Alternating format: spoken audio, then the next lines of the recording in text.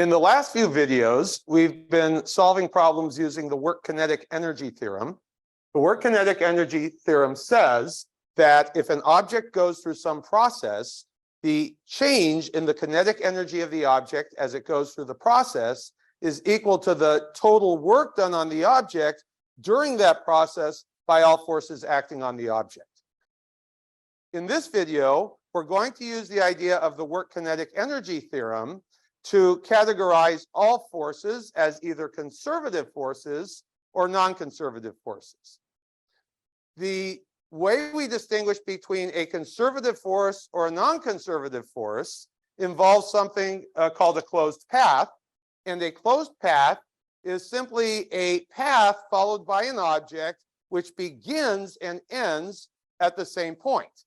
So, for example, let's say we have this object starting right here, and it's just going to go along, go along, go along, and end up right back here where it started. Now, because the object began and ended at the same point, we call this a closed path. Okay. Now, to make the distinction between conservative forces and non-conservative forces, a conservative force always does a total work of 0 on an object as the object moves around a closed path. A non-conservative force does not necessarily do a total work of 0 on an object as the object moves around a closed path.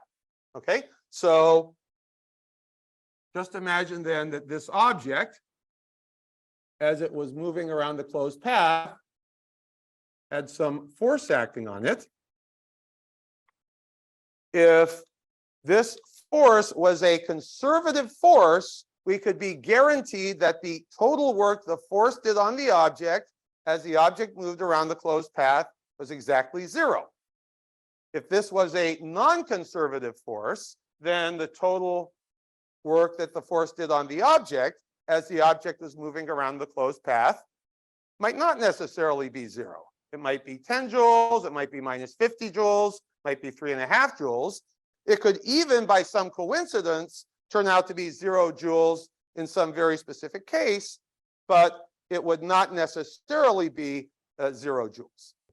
Now, how can we use the work kinetic energy theorem to determine whether a force is conservative or non-conservative? So let's think about an object moving on a closed path. So here's the object, and it's going to start here, go around the path, come back to where it started. So we're saying that the start and the finish are the same point. That makes it a closed path. And we're going to say that as the object makes its way around the path, some force is acting.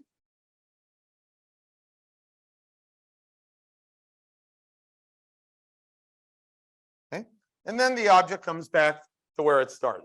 Okay. Let's also say that when the object starts out, it has some initial kinetic energy. So here's the object starting out on the path with an initial kinetic energy. And then it goes around the path as that force is doing work on it, and the object returns to where it started. And when the object returns to where it started, it has some final kinetic energy. Okay. So let's apply the work kinetic energy theorem, and we're going to assume that this is the only force possibly doing work on the mass. So applying the work kinetic energy theorem, we then have that the change in the kinetic energy of the object is equal to the work done by that one force. Now, the change in the kinetic energy would be the final kinetic energy minus the initial kinetic energy. That would be the work done by that one force.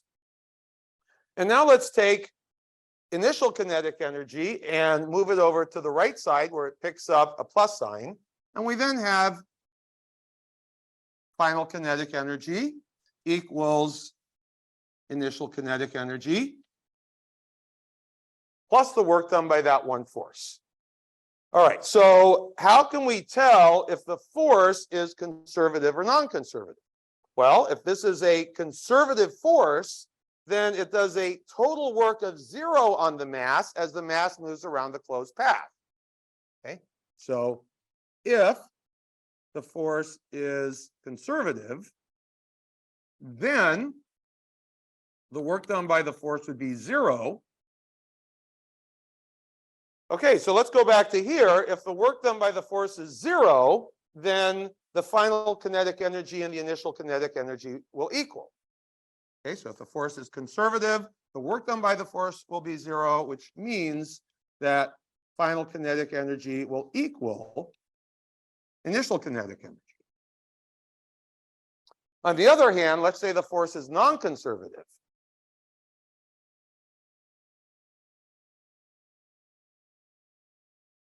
Okay.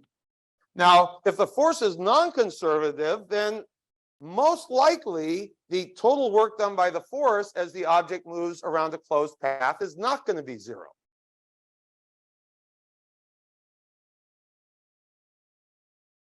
All right, now if we're dealing with a non-conservative force, which most likely is doing a work not equal to 0, then come back here. If we're dealing with a non-conservative force dealing a work which is not 0, then the final kinetic energy and the initial kinetic energy are going to be different. Okay, so if the force is non-conservative, then probably work done by that force is not 0, which means that most likely final kinetic energy is not equal to initial kinetic energy. Okay, so put this together. How can we tell whether a force is conservative or non-conservative? Well, what we do is we take an object and we have that object move around a closed path as that one force is acting. If that force is conservative, then the kinetic energy at the beginning of the motion and the kinetic energy at the end of the motion are going to be the same. On the other hand, if the force is non-conservative, then most likely the kinetic energy at the beginning and the kinetic energy at the end are going to be different. Okay, so how do we tell a conservative force or non-conservative force? Take the object or take an object, move it around a closed path as that force is acting. If the kinetic energy at the beginning and the kinetic energy at the end are the same, that suggests we're dealing with a conservative force. On the other hand, if the kinetic energy at the beginning and the kinetic energy at the end are different, that tells us we're dealing with a non-conservative force.